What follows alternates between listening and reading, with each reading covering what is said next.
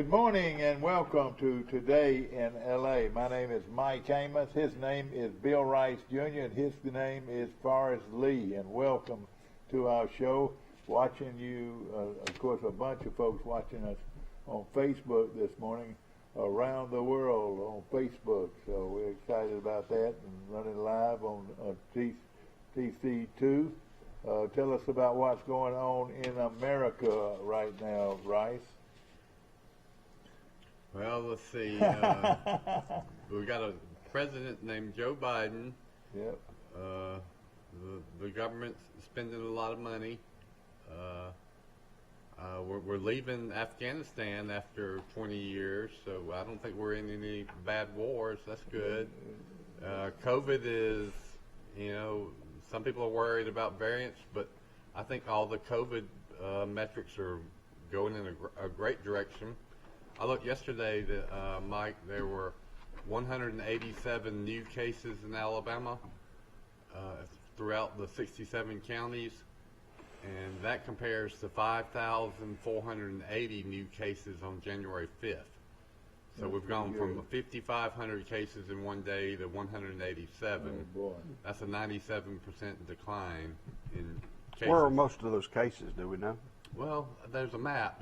I go to Alabama Reporter. They have a good COVID tracker, and they actually have a little map that shows the counties where cases are on the rise. Mm-hmm.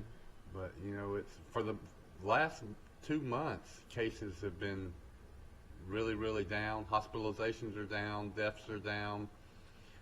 So I feel good about where we are with COVID. I know you know Mark Head, don't you? Yeah, I know. Well, today is National Star Wars Day, and I know he is a Star Wars fanatic. It's also National Orange Juice Day, and it's National Teacher Appreciation Week, but it's National Teacher Appreciation Day today. So, does Mark have a lot of little figures? And I believe he does. It'd tickle me if we could get him on our show. We let him have all of this right here and tell us about it. It'd probably take him a U-Haul truck to get it all in here. But I think he has a lot of it. How much money did Lucas make in merchandising with Star Wars? Of course, he sold all the rights to Star Wars to Disney World. Wow. Years ago. You know what I think he sold it for? Just the franchise and the name and the right to make these follow-up movies, $1 billion. $1 billion. Well, we've got a new billionaire, and her name is Trump. I mean, not Trump, Gates. Gates. Yep. Hey, listen, how about that? They're parting ways.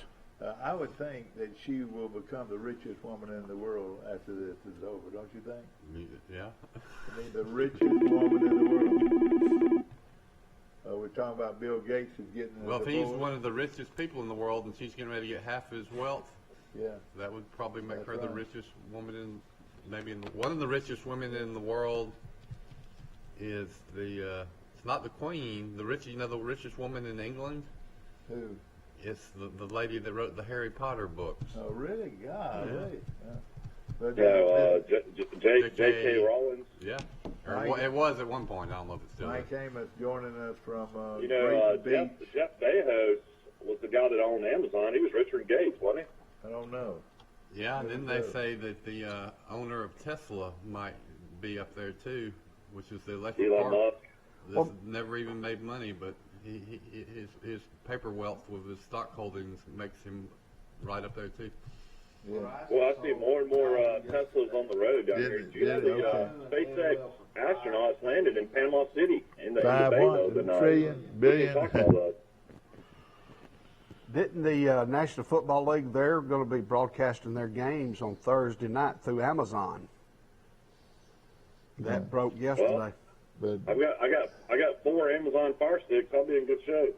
Yeah, we watch shows now on like Netflix and IMBD.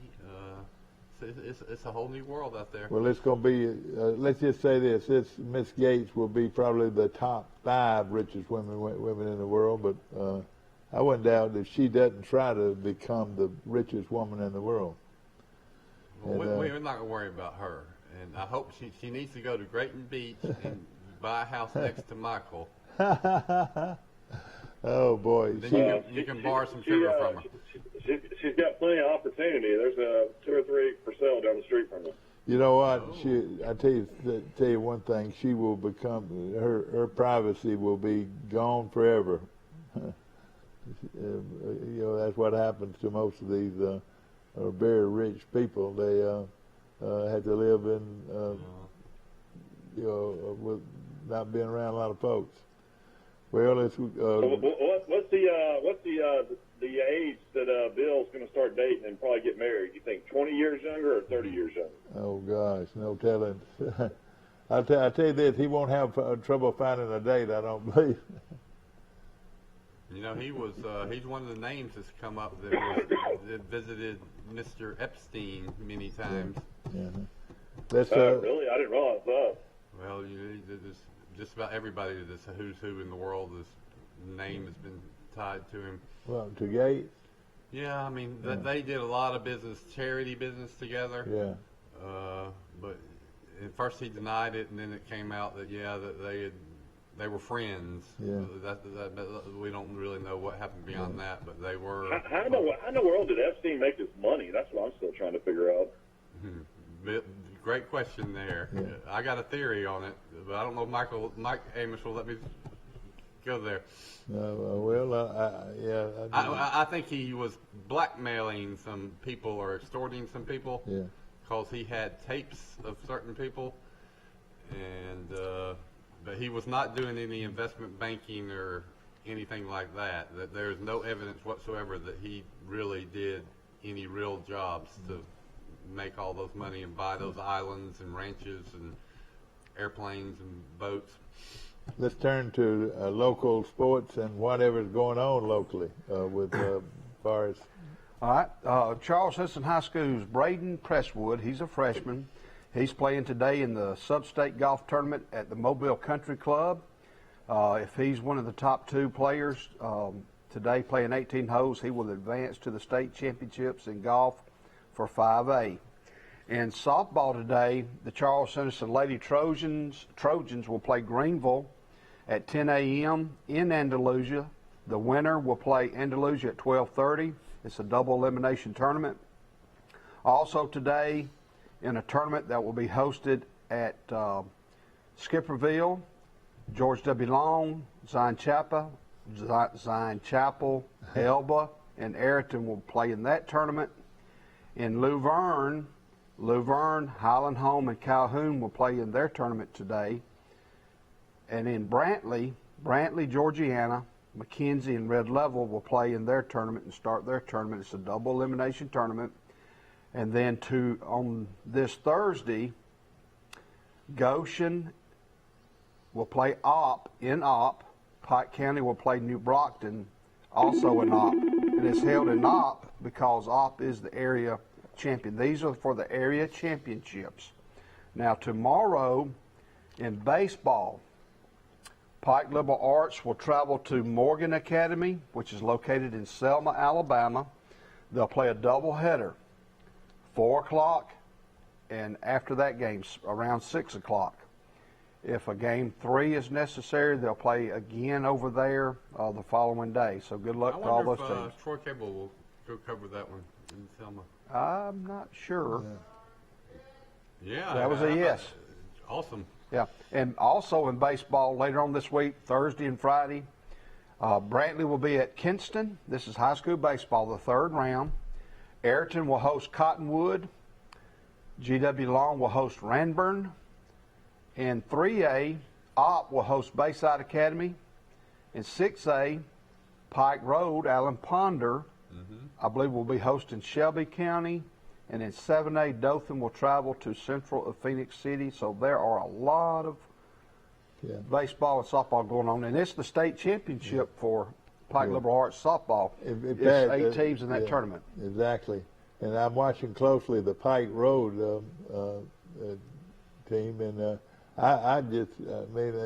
it's just like Ponder to take this team to the championships. And they're playing a team from up in around Birmingham, But isn't it really? It's about like about like Baffert winning a horse race. You know, you can't keep keep Ponder out. Don't you think that there were probably some good baseball players that transferred in the Pike Road when they got Ponder? I don't know, but maybe. You would think so. Well, Mike was reading earlier. They've got a pitcher who struck out 20 players in a game just last week. 20 players. 20 in players. One game. So that's 20 out of 21. Yeah. That's yeah. This is the third round. So if you win this week, you're playing in the semifinals next week. So you are. I wonder if anybody has ever struck out all 21 batters in a game. I'm sure. Well, I'll tell you this. I'm going to tell you this. And this goes way, way back.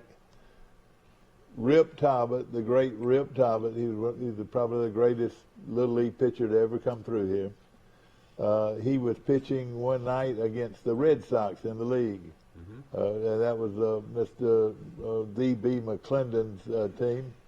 And he had struck out 17 consecutive batters. And my, let's see, what would it be? Yeah. All right. And my brother, Joel Amos, came up to the plate, and he fouled the ball off, and our guy ran over there, and I think it was Richard Williford, went over there and caught it. And no, it was my brother that went over there and caught it, and the game was over. If he dropped the ball, he probably could have struck out little Johnny McClendon, but Johnny McClendon was really good in Little League. He really was. How about that? And or he would have pitched a perfect game with every one of them a strikeout. Wow. Isn't that amazing? Joel. But he still pitched a perfect game. Yeah, but people jumped on my brother because he caught the ball. They said, "Why don't you let it fall?" But I remember that so well. And on that team, we had Richard Williford. We had Pat Talbot, we had Rip Talbot, we had Jimmy Norman, and we had Stanley Huner. I was a little right field. I started most every game as a 10-year-old that year. And y'all never lost, did you? Yeah. Well, I'll tell you how they lost one night. And this like to kill me. But this is true. All of this is true. We were playing one night against the Cardinals. And they had two good players, in Ronnie Jones and Jack Jeffcoat. Well, the only way they could beat us was for Ronnie Jones and Jack Jeffcoat to have a big night. But what they did, they squatted down all the way down, just like this, squatted down where they would they all would walk. There was no way they could throw it right. That's right, and that's dirty pull. And they waited till Jack Jeffcoat and Ronnie Jones, who were good players, got to the plate, and they would hit him in. But I sat out there and I cried and I cried and cried because this man was letting his team squat down like that and to almost to the ground. And, so who was their coach? Let's identify him. Ronnie Jones's daddy. It was Ronnie Jones's daddy who was the coach on that team. And shame on you, sir. That's how he won the game. You know, there was a trick play. Yeah. There was a trick play against Charles Henderson in the playoffs one year. The players, they had like runners on first and second, and all of a sudden they might have had a runner on third, but all of a sudden those runners started running to the outfield. Yeah. And it threw the pitcher off for Charles Henderson, and they scored, and it was illegal. It was legal to do that, and I cannot remember the circumstances, but it was a trick play by St. Paul's or I don't know. So the guys on first and second must they just took off to the outfield. Base, that freaked them out, and the guy on third base ran home? Yeah, he might have balked. Something happened. Yeah. But it was either the head coach was, I think, maybe Steve Garrett or Derek Irons, maybe Steve. But I've got to ask. I love a good trick play in football and baseball. You can get them sometimes. Well, I remember Ross Jenwright, super smart baseball guy, a great player. I remember one time he got somebody. He was playing second base, and he duped some guy on first base into coming down. It's like the play's over. Come on down. And then the guy just was walking down, and he didn't know Ross had the ball, and Ross just tagged him. Out. Oh boy. Well, Troy State plays this weekend. The guys will play at Coastal Carolina. All those games will be at noontime, Friday, Saturday, and Sunday. And then we have 2 series after that. We'll close out at home against Arkansas State, then go to Louisiana Lafayette. Our record is 21-21. We're 7-8 in the conference. And the Lady Trojans are 33-12, 16-5 in the conference. They have 2 games left. It'll be 2 games left. 2 games. They've got 2 games left against South Alabama there on the 7th and 8th. And then the Sun Belt softball tournament will begin at Troy University on May the 12th, which is next Wednesday, I believe. Wednesday, Thursday, Friday, and Saturday. It's going to be. Put that on your calendar. The Sun Belt So Ladies. are they tournament is allowing next week. full attendance for these games? How's that now with the COVID situation? Is it wide open? You know, I have not heard. They still may have certain things. I would think so outside. The Braves. I mean, Atlanta's going full 100% capacity on the sub. I'll see if I can pull it up. You know, I read a study that said that the documented cases of somebody that has contracted the virus outside are about more than 1 in 1,000. So I think it's perfectly safe to have outdoor sporting events. I'll tell you, just to show you, we were talking about this guy named Clay Slagle. This is he right here, pitching, and he struck out 20 out of 21 batters, and the other batter must have popped up, but this kept him from actually making a complete. Did he walk anybody? Well, I don't believe he did. Well, maybe he did. It was a perfect game until it had one little. Well, I reckon it said. Well, a ton of people are moving into Pike Road anyway, but I guess if somebody likes to play baseball and they know that they can play for Coach Ponder, that would be another reason to move to. I know Pike the mayor Road. of Pike Road pretty well, and we can bring him on. This guy right here, like you said, is bringing people to the town. People be moving into that area because of this baseball program. So Alabama got the transfer from Ohio State, Jamison Williams. So that'll be added speed to the receiving corps. What about Texas? They lost their leading tackler to Tennessee. Jawan Mitchell is transferring to Tennessee from the Texas Longhorns. So interesting. This Sarkisian, maybe he's got an attitude problem, or He might. Who knows? But Well, they played Herman, and those guys might have been loyal to him. He might have signed those guys, and they might want to go somewhere else. But getting back to this receiver, I think that's a big deal. You know, Alabama has a budding great receiver in Mechie. You've got Bolden, the kid that's a good little slot possession receiver. Billingsley. A great tight end in Billingsley. But to have a third receiver that has got some experience and real good speed, you combine that with Alabama has a good offensive line coming back, a stable of running backs. The quarterback, I tell y'all, is going to be fine, and not only fine, he's going to be very good. I think Alabama's just as potent next year, Mike. Watch out. The defense is going to be a lot better.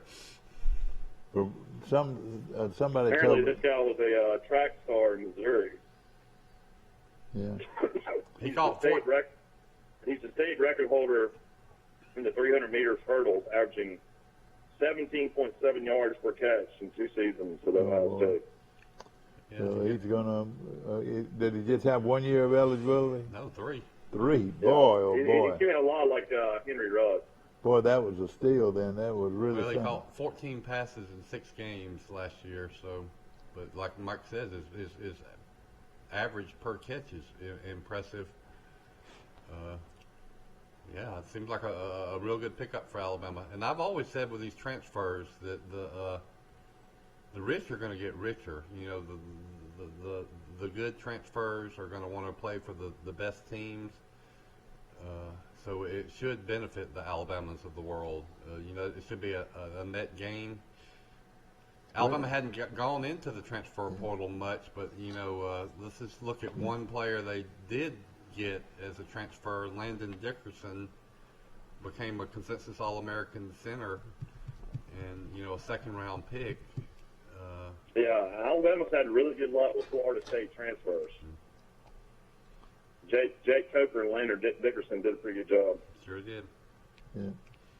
I tell you, the Yeah, rich I always get thought richer. Coker was good enough to play in the NFL as like a backup, like a, you know, an A.J. McCarron or even John Parker Wilson was a backup for 5 or 6 years. I'm surprised he didn't make a club. Yeah.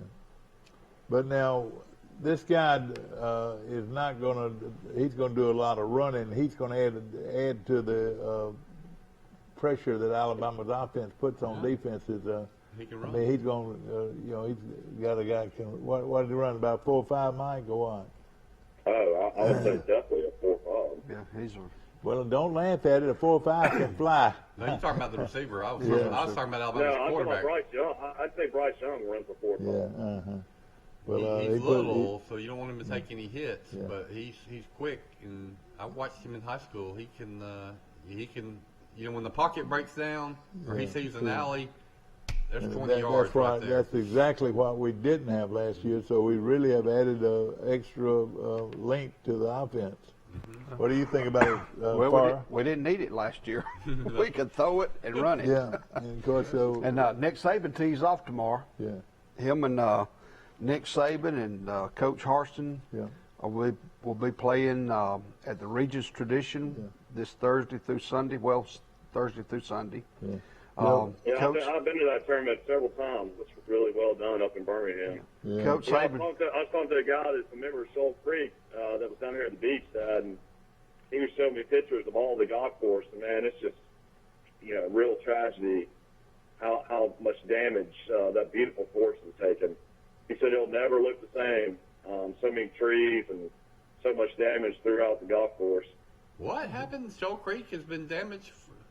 Yeah, well, a tornado about maybe a month and a half ago damaged all at Shoal Creek golf course. Yeah. Is that where they played the Regents Tradition? Yeah, that's right. Well, it's going to No, they be. moved the Regents Tradition back to Greystone. Yeah. Yeah, It's going to be Coach Saban's going to be playing with Ernie Els and that group, and Coach Harson will be playing with Fred Couples. Oh, that'd that be group. good. All right, that's good. Wow. That's my good. grandmother's favorite golfer, Lucy Rice. She Right, never very played famous. golf in her life, but she loved Freddie Couples. What was the most dominant thing about Freddie Couples? Off the tee, he's a great driver of the golf ball. No, but what else? It just looks smooth to me. It's just the easiest. He wore a visor. He wore that big visor. You know, a lot of people wear visors, but not like old Fred Couples. He could wear it, but They like call it couples boom boom. yeah. He had the lead in the PGA at Shoal Creek one year, and Yeah. I went to that tournament one round, and he still misses. Yeah. Feels bad about that one. He had a chance to win another major. I one of my Yeah, dear Dad and I went to that tournament. yeah. Oh, you know, we were at the tournament when the boy from the Funiac won it, didn't we? Rachel, Well, I mean, didn't Rachel's win it? We went to both PGA championships at Shoal Creek. I know, but you remember when Sammy Rachel's? It seemed like he won it one year. Well, Sammy Rachel's won the Brunos Memorial Classic. Yeah, that's what I was thinking about. That's what this is. Isn't it? Before they changed the name to the Tradition. The Okay, Tradition yeah, is actually yeah. a major. But he was from out here at the Funiac Springs, and he's playing golf. I've caddied for him before. You know, yeah, over in the Will Matthews invitational. has beat him several times, Will said. Yeah, but But who is Will Matthews not beat? yeah, that's right. That beaten me. I thought that time Will Matthews beat Payne Stewart. Remember that? Yeah. We heard that story. No, he didn't beat Payne He Stewart. probably did. Payne Stewart was a late bloomer. In a college golf tournament, I think. Yeah, he might have. Payne He might have done it. It all clicked for Payne Stewart later on in his career. Michael, down the line, I mean, he might have beat several with a score. He could have beat 15 people, Hey, the life and times of Will Matthews books, it needs to happen. Yeah. The Byron Nelson's this weekend in McKinney, Texas, and next weekend's the PGA Championship. That'll be held in South Carolina on Kauai Island. Yeah. Is that correct? Yeah, they're at the Wells Fargo this weekend. That's a good course. Well, Hollow. So I look forward to watching that one. Yeah. Hey, I thought of a sports topic we haven't discussed. I rarely come up with subject matter. What do we think about Tim Tebow trying out as a tight end in the NFL? I'm all for it, but I'm ready for his presidential run. But where y'all getting that now? He tried out for Is the Tebow Jacksonville thinking about it? He allegedly had a tryout with the Jacksonville Jaguars with his old coach Urban Meyer, not as a quarterback, a tight end, which a lot of people think that's what he should have been playing in the NFL. But I'll tell you one thing about old Tebow. Anybody, and you can't take this away from him. When he was in college, he was the best football player in America. I mean, don't you agree? You didn't beat him. Until Alabama blew him out in the SEC championship, man. But he's a good one. Mike. Remember that picture of Tebow on his knees crying?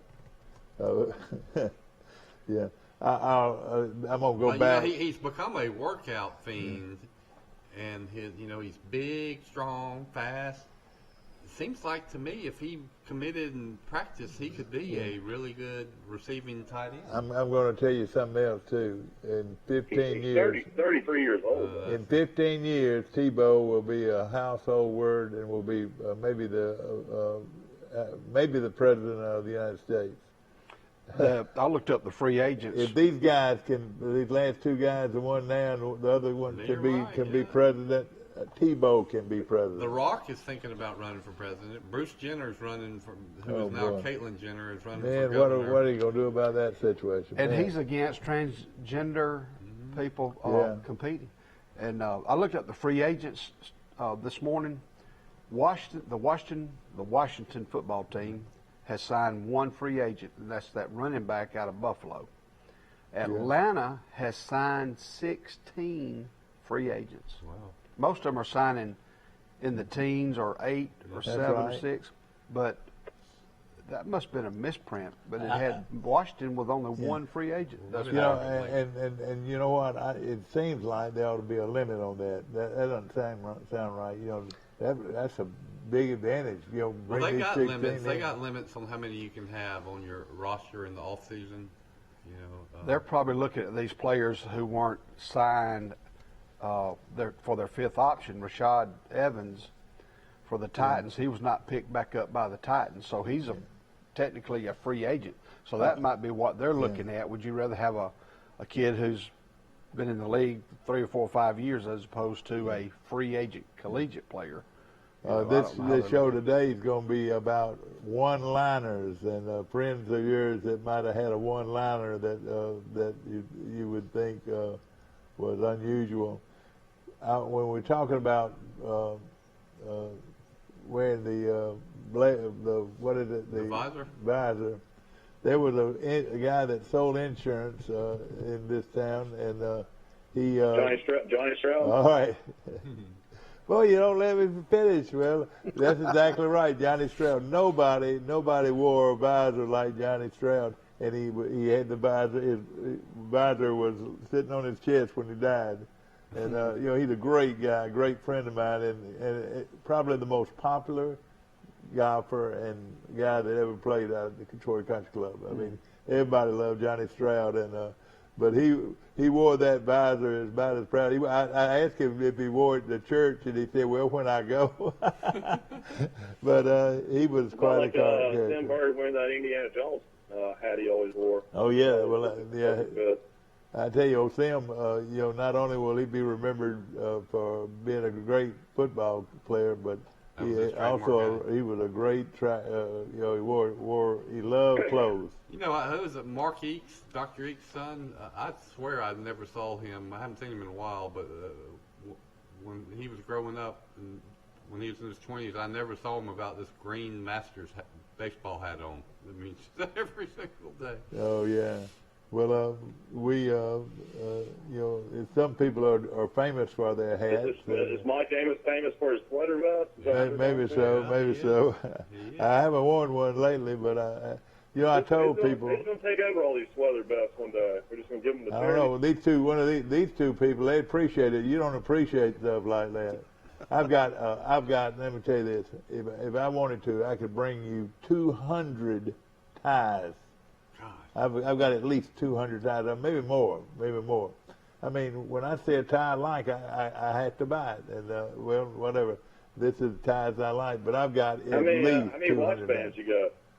I probably got 100 watch bands, different So you colors. had to wear a suit and tie every day to work when you worked for the state? Yeah, I did wear a suit and tie and everything, but I enjoy wearing those sweater vests because it sort of covers up some of my belly. Aha. Well, I mean, the sweater vest goes over your belt area, and of course that hides some of your belly. That's important. I'm with you. I'm with you. But you're right. I like clothes. I like sweaters. I probably have at least, I would say, 100 sweaters. I have at least. My wife sweaters. teases with me that I haven't bought any clothes since the mid 1990s, and she's about right. I'm gonna have a sale before long at my house, and I'm gonna ask all my friends to come by and buy some of this stuff. You know, we all become our parents eventually. And I'm just like my dad. I don't remember him ever buying an article of clothing, but he must have. He wore clothes every day. There's a lot of people out there with a lot of golf clubs, but I'll rank at least in the top 10 of all Pike County with the number of golf clubs. I've got, gosh, how many would you say I had, Mike? 200? At least. About 8 bags, and I've seen them in your garage. I wonder how many baseball caps or caps you have. At least probably 1,000. I have a lot of them, and again, I'm trying to cover up some. I'm trying to cover up my bald head. Huh? So my wife gives me a hard time about my visors and caps. I was like, you can't imagine what Dad's doing. But this guy right here, all these, you hear it all the time. This phone, we don't let you know, ladies and gentlemen, that with the phone's constantly ringing about this guy right here. He's getting to be a household word, rides with his headgear. He's wearing that headgear. Why do you wear that wig everywhere you go? You talking about my hair? Yeah, I'm talking about your wig. Isn't it a wig? Yeah. I'm proud to have it. Still have it. I need to go see Raymond. Yeah, well, and tell him who your idol was growing up and still is. My idol? Yeah. He has a talk show. I mean, a program with Andy Griffin. Oh! I see. You keep comparing me to Opie Taylor. This is Opie Taylor, ladies and gentlemen, a grown-up Opie Taylor. He was one of my idols. Yeah. Opie. Then he became Richie Cunningham when he got in high school, and who doesn't like Richie Cunningham? Then he became Ron Howard, famous director. I want to tell you a lot of... Opie was the childhood star who did not turn out messed up. Most of these childhood stars have disasters later in life. His brother looked odd, didn't he? Yeah. Exactly. All right, let's hear from you. Let's hear from you on who or people you admired or you idolized, and I'm gonna start it off with number 7 was y'all know who number 7 was, don't you? The Mick. Yeah. The Mighty Mick, the Mighty Mickey Mantle. Nobody wore that 7 across his back. And I saw it. Let me tell you this. Some people here were thinking, I immediately thought Pat Sullivan, the great Pat Sullivan. But hey, listen, Mickey Mantle by far was the most famous number 7 in the world. But let me tell you this, and I thought it was a great show. I watched the in length the M&M show, the Mickey Mantle, the story of Roger Maris and Mickey Mantle going toward the. Who was your friend that called us the other day that played AAA baseball for so long? Oh, that was a coach yeah. with you? Yeah, Vic, yeah. Nick, Vic. The Vic. He's written the book with Sonny yeah, Smith. That's and right. He's a motivational speaker, but he had some nice things to say about Mickey Mantle. You know, Oh, yeah, he was he with liked- the he Yankees liked- for he a liked- while yeah. and dressed next to him. Yeah, and it was Lou Vickery, and he's a long-time sports enthusiast and everything. But tell me some other guys. What are some? At the top of my list is Coach Bryant because he had just such a magnetic personality. I think when he walked into the room, the molecules in the air changed. Can I tell you a Coach Bryant story? Sure. Everybody knows my late great friend was Charles Bradshaw, who was Coach Bradshaw and Martha's son, who were very close to the Bryants. Well, Charles was being recruited by Alabama Coach Bryant's final year. You know, Coach Bryant was real sick his final year, but he was being recruited probably because he was a family friend, but still he was recruited. Charles says one time he was up there talking to an assistant coach at Alabama, looking at the assistant coach, and Charles says for some reason he just stood up and turned around and looked at the door, and there was Coach Bryant looking at Charles, was saying, hello, Charles, good to see you. To this day, Charles says, I have no idea how I knew Coach Bryant was there. There was no mirror. Yeah. The assistant coach did not look up. Charles felt Coach Bryant. Did it? Oh, gosh. I mean, I was like that. Yeah. I think that, and I have heard it from other Yeah. people that when Coach Bryant came in the room, it was just the whole room changed, and you didn't even have to know him, and you felt it. To Alabama football fans, the Auburn football fans all over, there was probably no individual that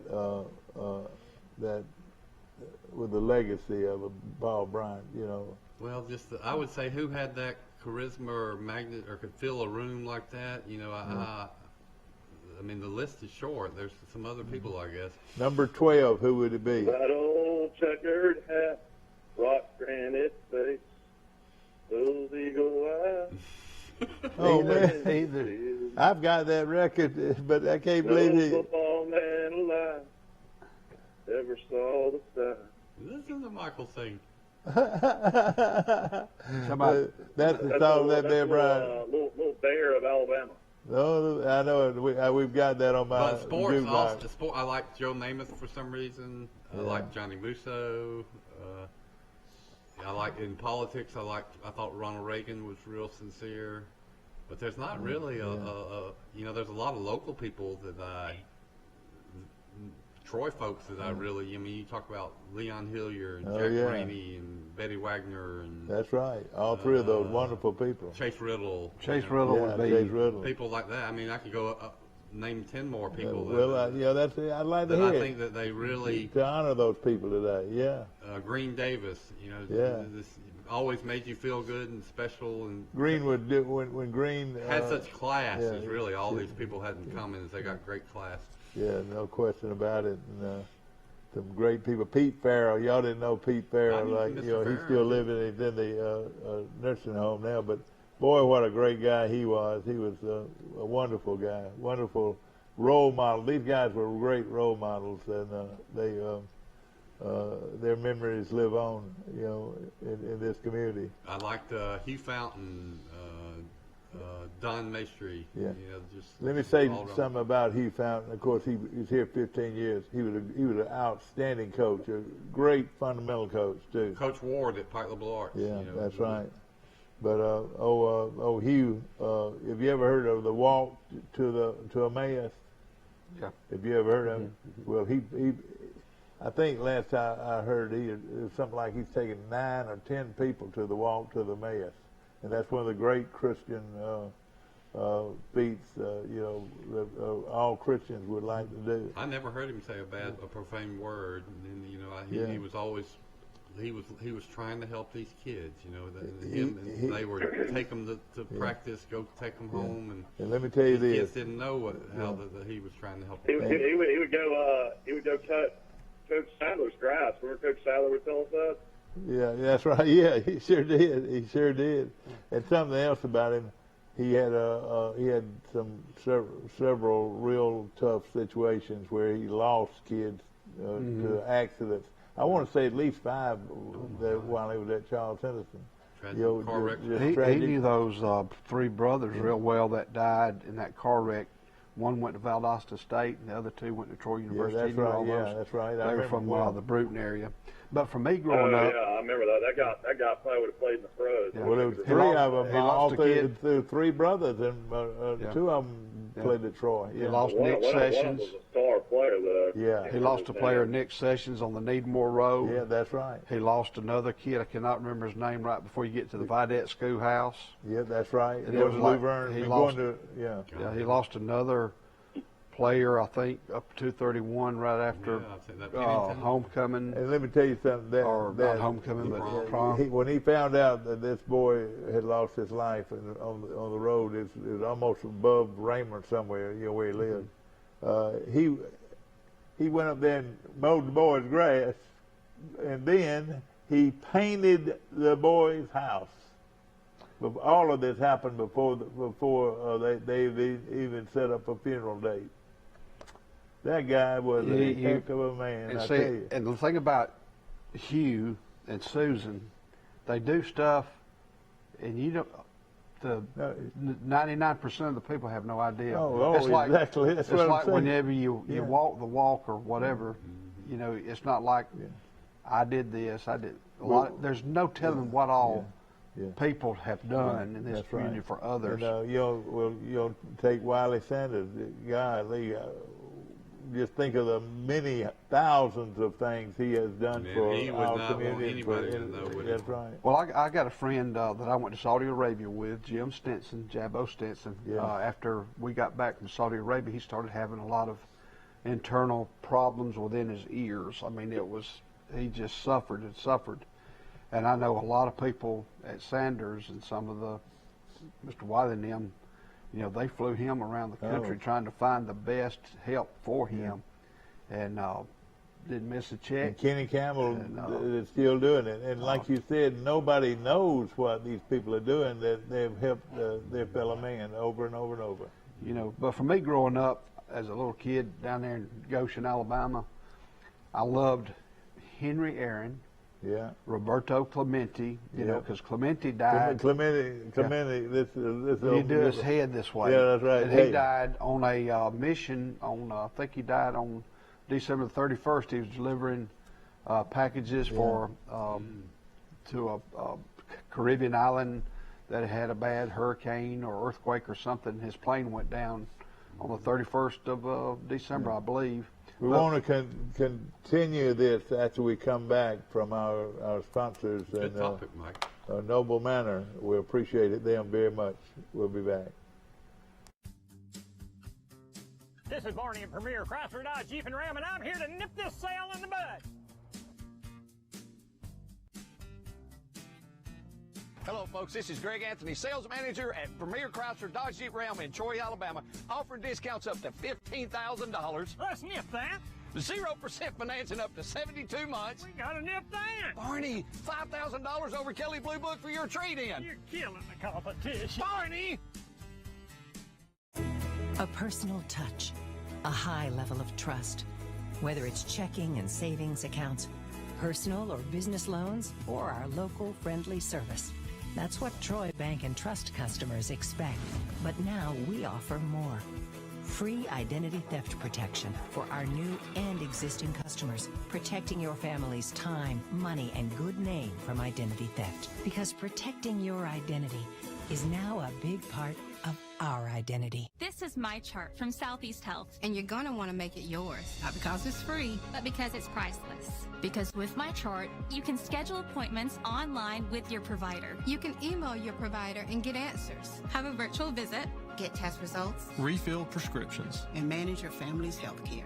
You know how we all want health care to be easier? But no one seems to listen? Well, someone did. Southeast Health. To get your free MyChart app, visit your app store or go to southeasthealth.org.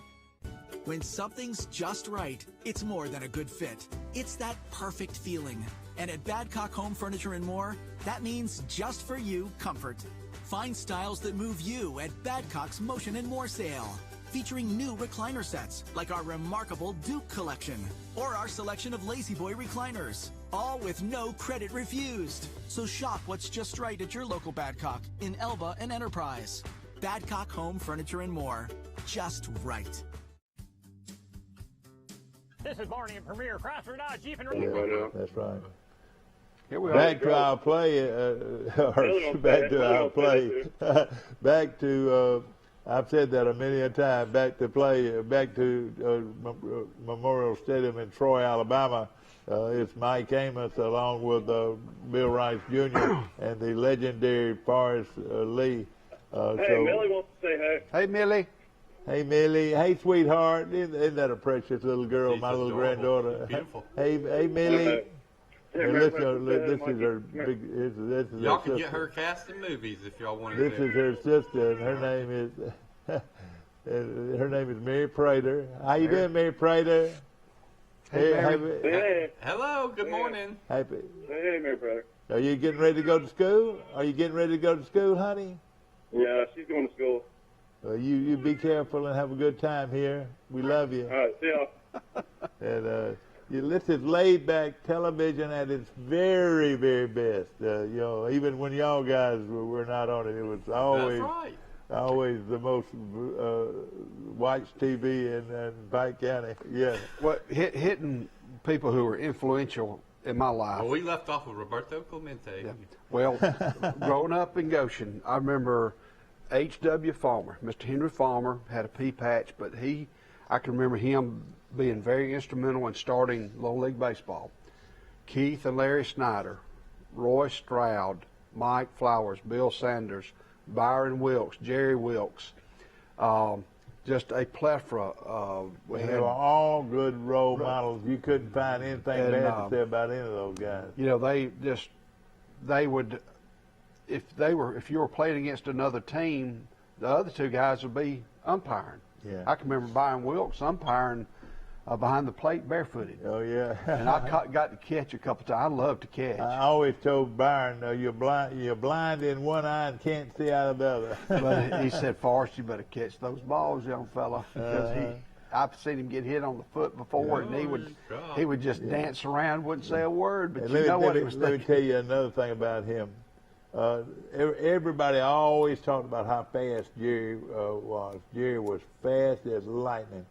Hey, Byron can outrun Jerry. Byron was and nobody ever said that, but I mean, as fast as Jerry was, Byron, the old Jerry, if he's watching, making him mad, probably. He just can't outrun me. Yeah, but he was a great sprinter, too. Those were two brothers that could outrun most anybody. Yeah. Tommy Davenport spent a lot of time with me, and because Dad was in the VA hospital in Tuskegee, but of course, when I was in high school, it was Dwight Falk and what a great Whitey guy. Whitman, and in college, I want to add Virginia Watson to the list. Yeah. And Gene Hansen, Coach Whitman, I Don got to know Jeffrey. Coach Whitman well, and his daughter Candy is one of my good friends who was a classmate of mine, and boy, she's done well in the business world.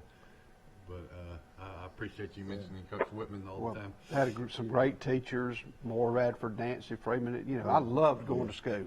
Yeah. I love going to school. Yeah. You know, I bumped in. I was eating out at Sisters yesterday, and by far, oh gosh, those fried shrimp on Mondays, anytime that you can get them out there, fried shrimp with ruffled potatoes and slaw. Boy, that's a great meal. I believe I could eat that for breakfast. Hey, 12 shrimp for $10.95, and it's cooked with clean grease. Clean grease. And it's wonderful, and that's what I had yesterday. But I wonder if they use peanut oil. I saw somebody yesterday, Jerry Reeves. Have y'all ever heard of Jerry Reeves? They used to have the rental business. Yep, that's right. He came here from. He's Dan Reeves' cousin. Yeah, that's right. Dan Reeves' cousin, and but he was a great player, and his son was a great golfer, right? Yep, that's right. Exactly. And he played at the University of Tennessee. Now they say he's one of the best teachers of golf in the world. But Jerry Reeves ran 9.9 in the 100-yard dash back then, and he could fly. He played for Troy. He was raised in not Newnan, Georgia. He was raised in Americus, Georgia, and he was one of the best players ever come through. You know, Colin McCrary told me one time in Americus, Georgia, that none of the dads were allowed to coach. Really? It was all outside people. Oh, are you serious? And they had a tremendous recreation program in Americus, Georgia. Huh. That's a unique town. That's got some beautiful That's where settings. Dan Gailey's from. All right, now let me tell you this. There's been some great coaches in to coach youth ball, and I would always like to start off with. Well, you got to start off with Sam Kitchens, who did it for a little longer than. Well, you're right, Sam Kitchens, but and he's one of the great. You're going back to your era, though. But I know anybody there. Of course, Terry Jenwright, he's been a good coach, and Jerry Farmer, and Larry Sanders in softball. I know he's done well. Rat McCorder coached one. That's right, Rat. Yeah, Rat. Keep going, Rat McCorder.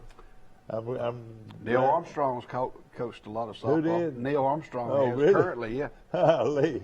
I didn't know that. I'm gonna name Neil Armstrong, he's making that money, wasn't he? And of course, there's nothing wrong with making money doing softball games. Just talking about rec softball. Yeah, I know. Yeah. You know who my coach was of the Astros? Jimmy Messick. Yeah. Remember, Oh, really? Yeah. Santa Claus. the photographer? Santa Claus. Oh, I didn't know that. Yeah. He was the sports editor of the Messenger when I was playing. Jerry Jenwright, the twin, and I tell you, you could go on and on with the Jimmy, Billy Carroll. He coached for several years. You could go on and on about these guys. Let me tell you a Bo Gaylord story. Edwin Meadows, oh yeah, boy, he was a great one. Edwin Meadows, and he coached his son to a major league position, and he did the job. Yeah, he coached a lot of state tournament teams too. Yeah, he sure did. And Brent was a great player before Brian. Yeah, oh yeah, he was. He sure was. And James Lucas coached a lot. He coached Jimmy and Tommy all their lives. That's right, sure was. You know, old James Lucas tickled me, and I would tickle me. He would outrun everybody on the team. Yeah, I mean, let me tell you something. Hey, sure, I knew all about him because I played football with him and ran track with him too, and he could run the low hurdles real good, and but James Lucas could run when he was 55 years old. He could outrun anybody out there. Calvin Griffin. He was great Calvin Griffin. Yeah, I like Coach Griffin a lot. He's a good guy. And how about Carl Hollis? Major Lane and Goshen. Major Lane, boy, what a great role model he was. I enjoyed working with all of those men when I was a sports reporter. And of course, you had Z.B. McClendon. Boy, wearing his overalls. I remember when I was a kid growing up, my favorite principal was Hank Jones. I always liked Mr. Jones. Oh, he's one wonderful man. Hank Jones was, and you could just go on and on and on. And then I spent the rest of my life in principal's offices in trouble. Yeah, exactly. But Troy just we hadn't even touched we hadn't even got close to how many. Jeffrey Spann was the principal for a long time. Yeah, exactly. He was a good one too. And I was Mr. Spann, his dad's favorite music student. I think he threw his music stand at me a couple times. Well, no. This is the way it sounded. This is the way it sounded when Jerry Spann was upset with somebody out there in his classroom. You could hit just like that. Really? He slammed that book down there. He introduced me to the corner a few times. Yeah. James Baker and Harold Bear Collins. Yeah. Oh yeah. Mr. Harold Collins. Oh yeah. Goshen. Oh yeah. Exactly. James Baker. He was the principal at Charles Henderson Middle School when. He was at Goshen at one time too. He became superintendent, didn't he? James A. Baker Field. Well, let me just say something. That's Mark Baker's daddy. Let me just say something, and I'm bragging here. I reckon y'all could go out there and say, "Welcome to James A. Baker Field" on the campus of Charles Henderson Middle School. But if I said it 1,000 times, I've said it another 1,000 times. Back to James A. Baker Field. I've said that so many times. Back to James A. Baker Field. That's coming off a commercial that we really didn't even have. I was 11 years old when our family moved back to Troy. I went to 7th grade at Charles Henderson Middle School. And one of my first memories was Mr. Baker building that press box, literally building it. And he must have been a carpenter. I mean, he was out there working on it on his own. He would. I doubt if any man's name has ever been mentioned more than James A. Baker Field. James A. Baker, and he's a fine man, very unassuming man. You know, that needs to be Whitman Gym. Yeah, exactly. On the campus of Charles Henderson Middle School. We're in Whitman Gym as the Charles Henderson Middle School Trojans take on the Andalusia Bulldogs. Exactly right. There's a lot of things that need to happen. I mean, like, I don't think Carl Hollis is in the Troy University Sports Hall of Fame. Yeah, he was a great one, too. Marvin Sales. Marvin Sales. Do you remember Marvin Sales? I remember Sales, Hollis, and Felix. All right, let's just see if you can remember this. It was about 15 points a game, Hollis and Sales. What was Marvin Sales' nickname? He came out of Decatur. What? What they call him? Smooth? No, you hit it, Mike. They call him Yakadoo. Yakadoo. What did you say, Mike? What did you say? I think I said McAdoo, but no, it's Yakadoo. Yakadoo. I knew it was something like that. Do y'all ever remember a player named? Well, it was Mac. They call him after Mac Madison. Mac Madison. They call him. They call him. Named him after the McDonald's hamburger. Have y'all ever heard that Artist Gilmore wanted to come to Troy University, but we were not integrated at the time, but he ended up going to Jacksonville out of Florida. Artist Gilmore, he played at Dothan High School 1 year, and then I think he had to transfer to Florida his senior year. There was an age, he was still old enough to play. And he also played high school ball down in Florida. He came out of, I think that's where he came out of, was a little town in Florida. He's from Dothan. Yeah, and then he played just Another Mariana great somewhere. player from Dothan that played at Auburn that's sometimes forgotten is Mike Mitchell. Remember him? He was a forward. I never heard of him playing from Auburn. Yeah, and then he played with Fast Eddie Johnson in the mid-'70s for Auburn. And I was living in Opelika in my Opie Taylor days, and so the star players for Auburn then were Mike Mitchell and Eddie Johnson, and they were both great.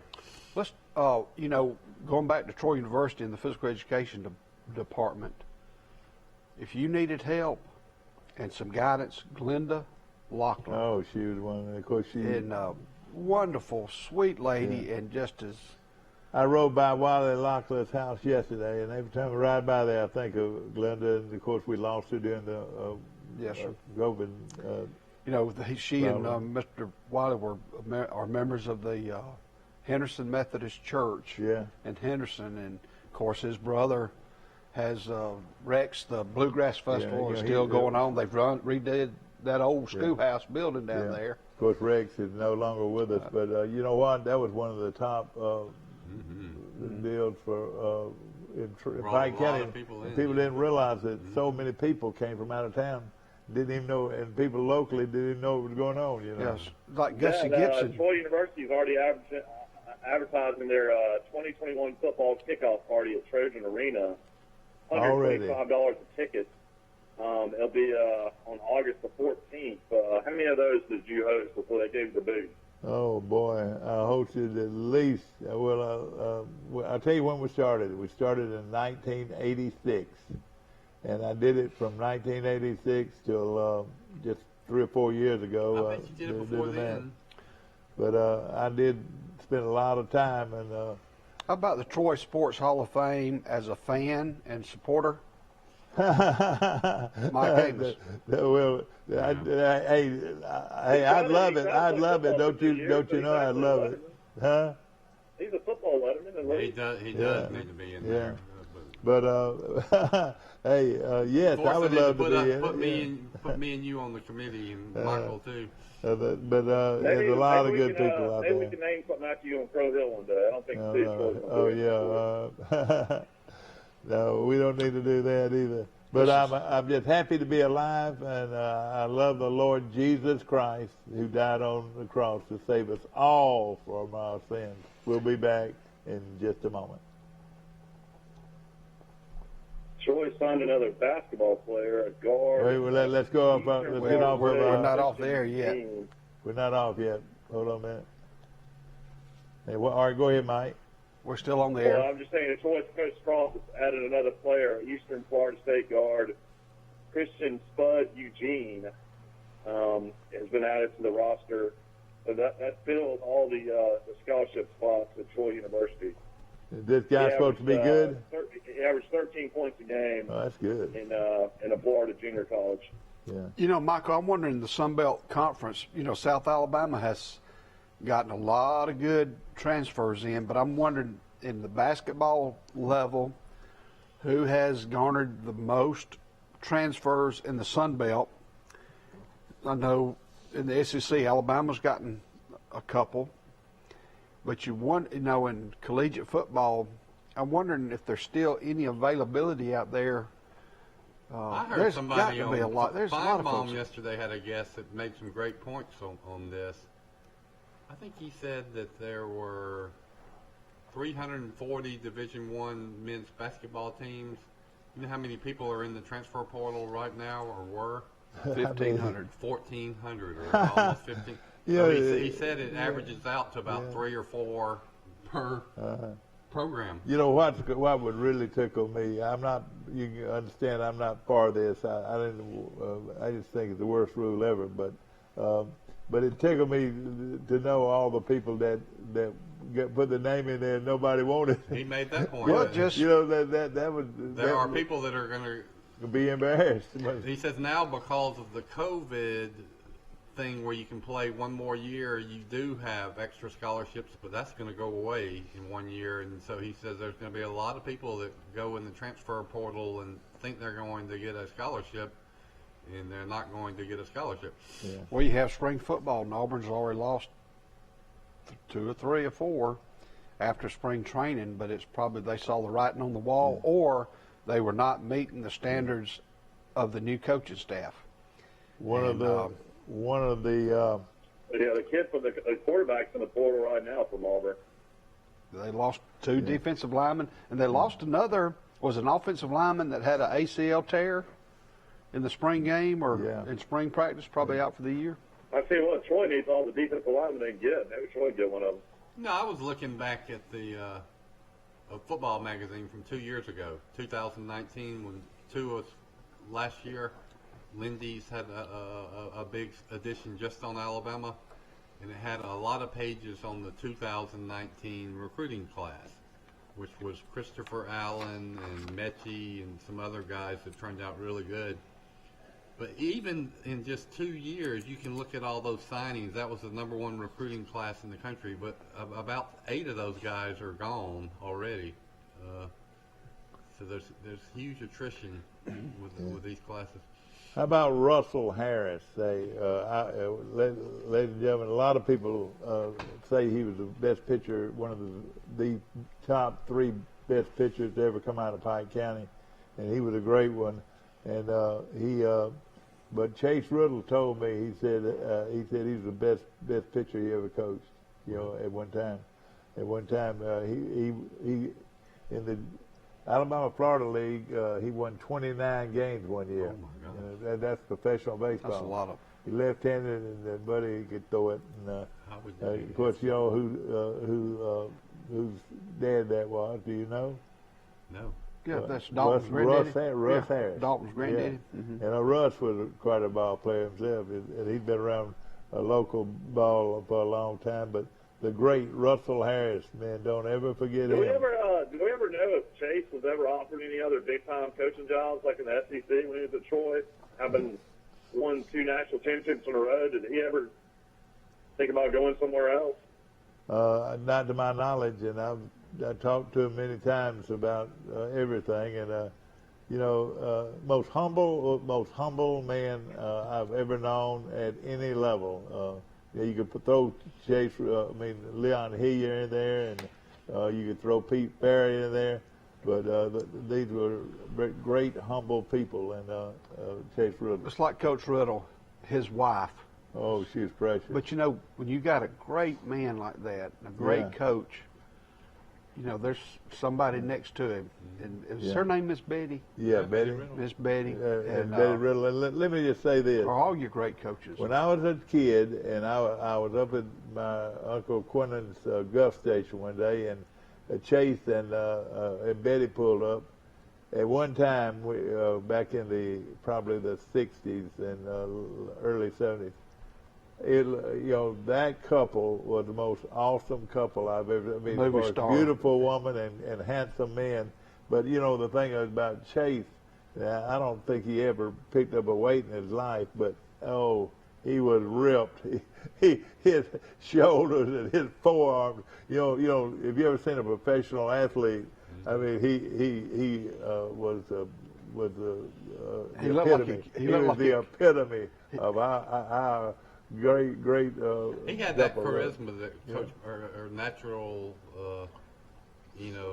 aura. Aura. Yeah, that's right. Yeah. Aura. That Coach Bryant had. Yeah, so that's right. None of his players would have challenged him, or they wouldn't. Well, Billy Atkins was the same way. He was ripped, and he was the same way. The reason he had so much success, not only did the boys respect him, they were scared to death of him. I mean, all great coaches, like Bear Bryant. Let me tell you this: they were all scared of him. I mean, all of his coaches. They wanted to make him happy more than anything, but they were also scared of him. And the they were. Coaches too. And you know what? You look at all these. I think they're scared of Saban too. Yeah, and you could say the same thing about Pat Dye. They were scared of Pat Dye. Now I wouldn't say that they were afraid of Larry Blakeney, but I would say that he had very much of mutual respect from his teams. But he wanted to run a real big, pushy, bully type coach, Calling a coach a bully, but a lot of them are bullies out there, no question about it. I got to see Coach Dye. I talked about my friend Charles, who was recruited his senior year. That was fun for me because Charles would take me on those recruiting trips, and he went to Auburn too, to some games. And one game we went to, Auburn had just got the slop beat out of them. This was Coach Dye's first year, I think. He hadn't turned the program around by Nebraska, but Nebraska was the best team in the country at the time. I mean, Nebraska just killed Auburn. But I saw Pat Dye after the game talking to those prospects, and the parents couldn't have been more impressive. I mean, the message he gave those kids and said, this is the team we're going to be one day. They just beat us. He didn't spin it or sugarcoat it. And just seeing Coach Dye working behind the scenes after a game like that, I was not surprised at all that he had the success he had at Auburn. But, of course, no question about it. Of course, our show is brought to you by Bird Drugs on the corner in downtown Troy, and boy, I've really used it. I've been buying a lot of milkshakes lately, and I love their milkshake with vanilla ice cream. Chocolate ice cream is great for your milkshakes, but I like my milkshake with vanilla with chocolate syrup, and makes a great milkshake. Yeah, I've had a lot of milkshakes in my life, all over the Southeast and everywhere, and that's got to be the greatest milkshake of all time. Yeah, but you got to have it. You got to have it in the tin. Yeah, have it in the tin, and you got a lot more milkshake to enjoy. I won't say fast food milkshake though. I'm a real big fan of Chick-fil-A's milkshake. Theirs is way up there. Oh, I always get the strawberry milkshake at Chick-fil-A. I like a banana milkshake at Bird's Yeah, I like the strawberry one too. And there's a chicken sandwich war. Apparently, Zaxby's got a chicken sandwich out now. Kentucky Fried Chicken's got a chicken sandwich out now. We all know what I think about Popeye's chicken sandwich. It's one of the all-time greats. Yeah. So there's like a chicken sandwich war out there against Chick-fil-A. And there's also a chicken shortage I've read in headlines, or soon to be a chicken shortage in the world. Really? Wood is out of chicken houses. Wood is We're out going of to see sight. more, I guess. That's good. I mean, how many do we have in Pike County, would you think? I'm going to tell you right now, it's going to be hard for y'all to understand this, but the best chicken sandwich is located at the big store, and it's delicious chicken, just delicious. At the big store, what are you talking about? Sunny South? No. Walmart. And they've got good chicken. Walmart. Yeah, Yeah, Dad thinks Walmart's fried chicken's good. Let me tell you something. It is real good, and it's cooked on time. You know, that's where they cook it. They cook it. That's why it's good every day. They cook it on the same time and same temperature. And it makes it. Their fried chicken is delicious, I think. Dad used to not be able to sleep back in the day, and he would get up in the middle of the night, early in the morning, and go walking around Walmart. You still do that? They're not open till 7. No, they're not 24/7. They're not, and I hate it that they like that. That's got to be one of the only Walmarts. I mean, I guess with COVID, maybe more have changed, but I thought most Walmarts were 24/7. You know, they're not. When I lived in Montgomery, for a little while, I sold hard flags. These are magnetic flags that you put on top of your roof of your car. It was a neat idea, as opposed to those little flags you roll up in your window. But that operation was in a business called Giles Enterprises in the industrial park in Montgomery. And you know what Giles Enterprises does? They make chicken cookers that you see in Walmarts and stores, you know, the fried chicken all over the world. Like air fryers? I guess. And then they also have a spin-off that's called Chester Fried Chicken, which is you see in some truck stops. That's out of Mount Brook. It was in Montgomery. It started at Giles, but it was fascinating to me to see how popular chicken cookers were and are, and how many of these things they sell around the world for stores. And one of my best friends, Wes Gaylord, is in the food service industry, but he got his start in that business selling chicken cookers at Giles Enterprises in Montgomery. But I think Walmart is one of their big customers. So you like their chicken. You're probably getting a chicken cooker from Montgomery, Alabama. Do y'all know how to cut up a chicken? No. I could do. My mother always cut up a chicken. Daddy taught me how to do it because I can cut the wishbone out of the breast. I'm gonna find out how country these boys are. Have you ever wrung a chicken's neck? I have. At Buster Brown's backyard. Yeah, I have. I used to paint with Buster Brown. And skinned him. That's the way you do it. You know, that's where they had to do it. But the worst smell. Ended up right over there. I've never skinned a buck. Well, let me just tell you this. I've never cleaned a bass or a brim. Well, Have you ever ate chicken? The worst smell in the world. Run a trot line. Have you ever picked a chicken? I've seen it done, and that's the worst smell I've ever smelled in my life. We're having fun. We'll be back. This is Barney and Premier Chrysler Dodge Jeep and Ram, and I'm here to nip this sale in the bud. Hello, folks. This is Greg Anthony, sales manager at Premier Chrysler Dodge Jeep Ram in Troy, Alabama, offering discounts up to $15,000. Let's nip that. 0% financing up to 72 months. We gotta nip that. Barney, $5,000 over Kelly Blue Book for your trade-in. You're killing the competition. Barney! I don't know. Evidently they're not. At the Piggly Wiggly, we proudly support our local farmers and bring you the best they have to offer, all at cost plus 10%. When you shop local, you reinvest in your community. Remember, buy local, shop local. Piggly Wiggly, local since forever. Trojan Auto Parts of Troy, home of Napa Know-How. Stop by and see owners Mike and Melissa Kilcrease and their Napa Know-How team with over 100 years of combined experience. We're the only locally owned parts store in Pike County, and we're fully stocked and ready to serve you. We pride ourselves on being your go-to parts store, not only for the simple items, but we specialize in those hard-to-find items as well. Trojan Auto Parts, the right part at the right price at the right time. Napa, a name you've trusted here in Troy since 1945. Napa Know-How. Hi, Sandy. I'm right here. Come on in. Debbie, I'm right here. Oh, Miss Mary, I'm right here. I'm right here. Since 1969, we've been right here, Because at Troy Regional Medical Center, we take these words to heart. I'm right here. Thank you. Remarkable people, remarkable care. This is Barney at Premier Chrysler Dodge Jeep and Ram, and I'm here to nip this sale in the bud.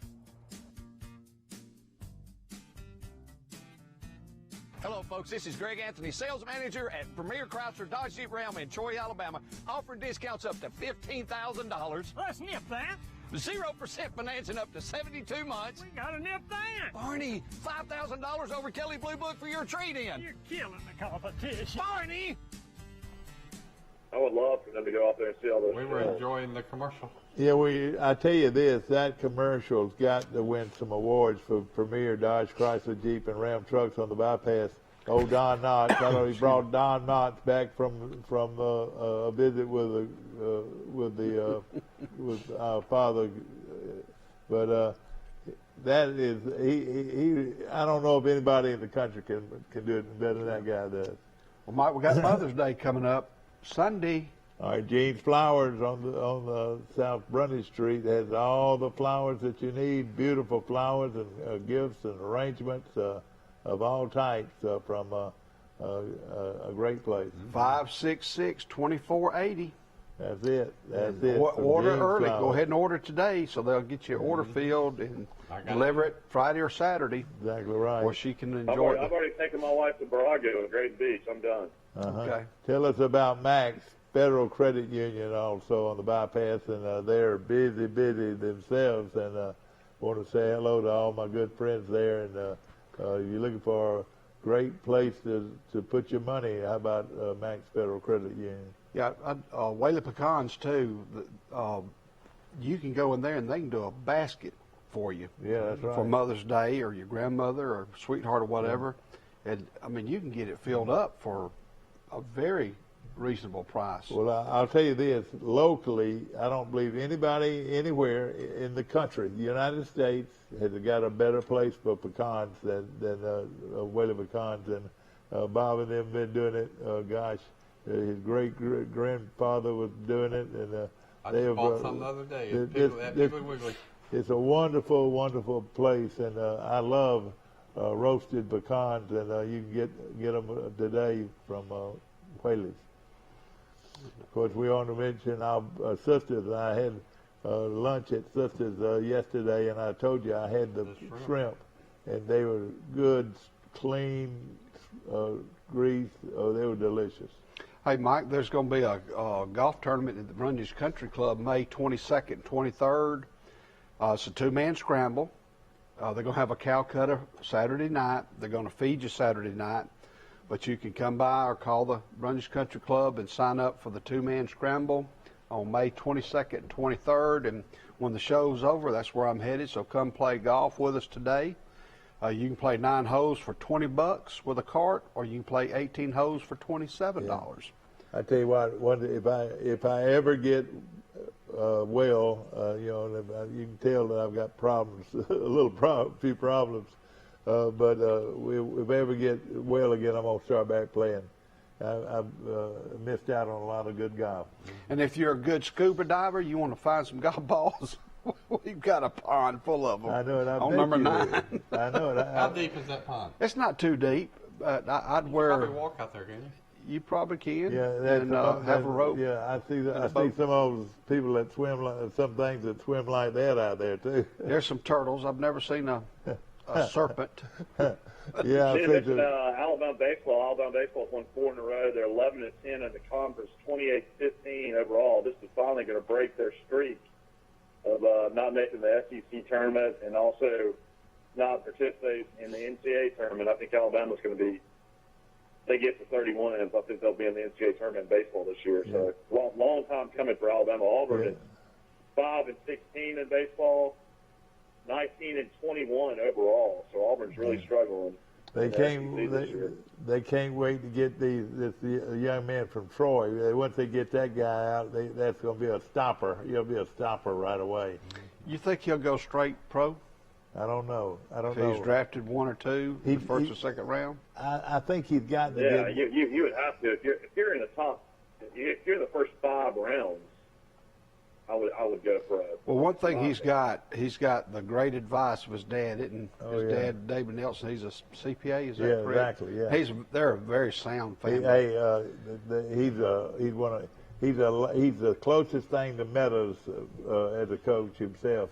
He's a great coach. David really is. They just got a plethora of children who are athletes. His daughter was on the JV national championship where she's a varsity cheerleader. Yeah. And he's got, I think he and Candace have a total of 4 children. Yeah. Just like Al Renfro, one of his daughters was on that cheerleading squad. Yeah. And they're just very athletic, very motivated, very sound. Going to Troy is the kicker. Yeah, we're open to anytime those award-winning cheerleaders want to come on our air. I tell you what I might do. I might go out there to the campus and do a little show because they really deserve it. Winning that honor, and we're proud of them, no question about it. We were talking about the Whiz kid out at Pike, and he is, but he needs to get more physical. He's not quite physical enough, and I think he's still growing too. And he's got to get, once he gets bigger and stronger, no telling how good it's going to be. So when they're playing Morgan and Selma, does Morgan? Are they the only private school now? Is Meadowview still there, or is it Meadowview and Morgan still? Mike, that's a good question. I haven't heard anything about Meadowview. I haven't heard Meadowview in a long time. I'm assuming, you know what they say about assuming, but I'm assuming Meadowview is closed. They play this Wednesday in Selma at Morgan Academy. Doubleheader starting at 4 o'clock, and then the second game is roughly going to start around 6 p.m., best 2 out of 3. And today, Charles Henderson, Greenville, and Andalusia will play in their area tournament. And Morgan, got several. We know Morgan wants revenge, REVENGE, because Pike knocked them off 2 years ago when they won 30 in a row. Yeah, they were undefeated. They won They best won 2 the of them. first game of the 3-game state championship series and said, all right, no problem. And then darn if Pike didn't beat them. How about? And then they went to the rubber game and Pike beat them dang again. if Pike didn't. Yeah, that's right. That's right. So you ever think Pine Little Arts got big when Bullitt Memorial closed, Dixie Academy closed, South Montgomery Academy closed? You're exactly right. All those kids had to come to Pike, I would think, or I guess maybe some of the Bullitt Memorial kids went to Macon East, maybe. Mike, you're the first person that has said anything like that, but that is the absolute truth. Because they started getting all these people from other schools to go to Pike, and Pike's they're loaded with all people. People talk about all the transfers they got from Charles Henson. Hey, most of the people on the state championship in basketball and in baseball were mostly locally. They've been at Pike since they were in kindergarten. I know they have youth basketball. Yeah. They have youth football. Yeah.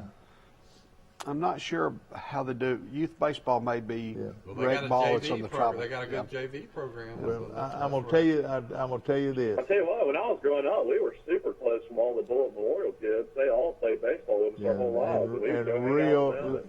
Let me tell you this. People that say they would come to Troy all the time.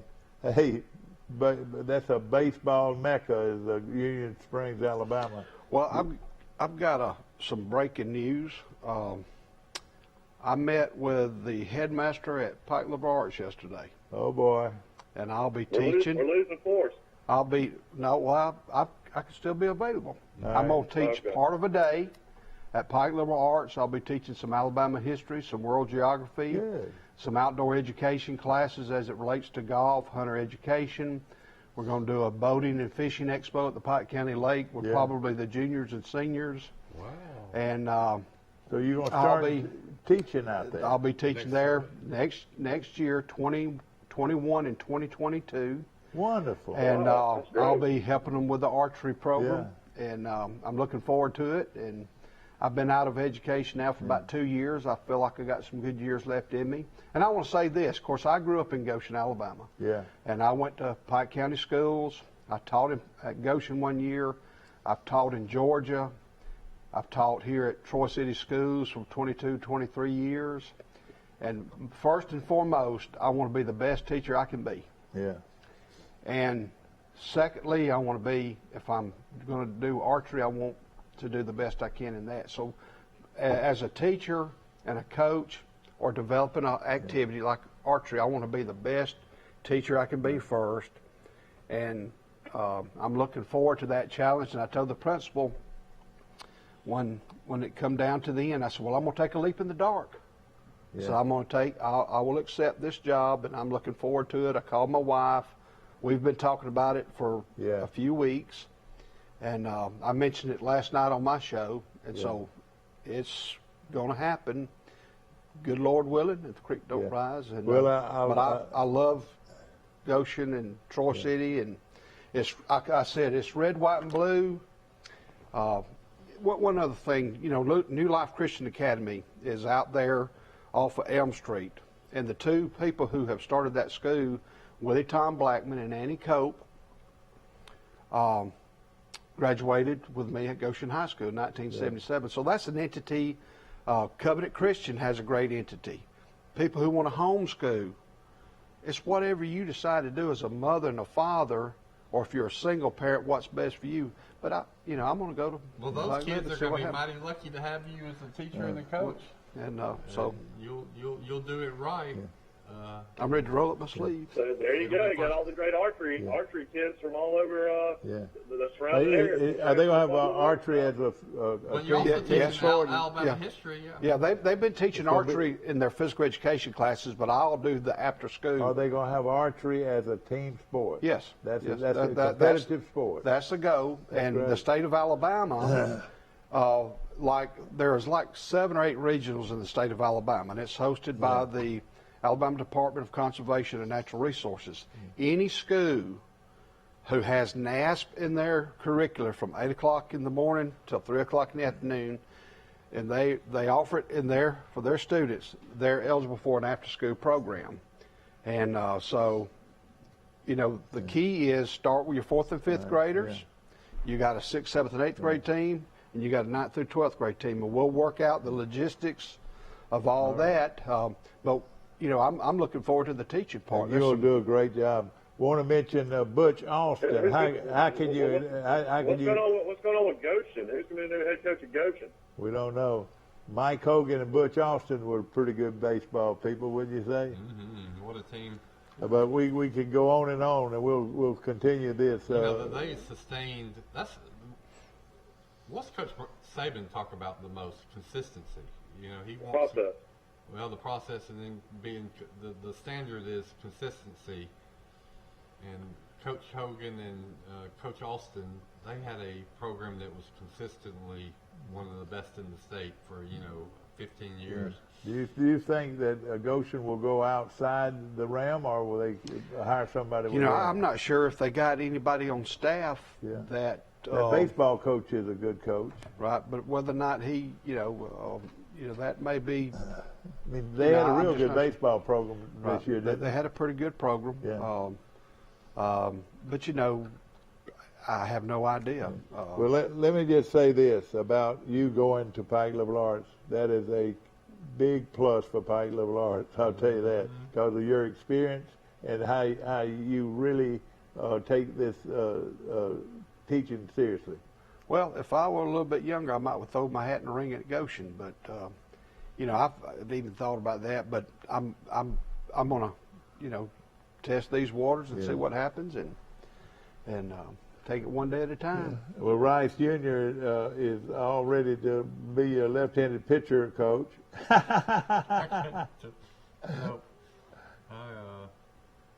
I'd like to call plays one day if some coach will just let me show up on Friday night. I think you'd be pretty good. Put the red team together. Coaches is hard work. I coached the T-ball team one time, and it wore me out, and I said this isn't for me. Yeah, well, I know what you feel. We hope you enjoyed our show. We're laid back. And we just love talking to you every morning right here on Today in LA. Have a great day.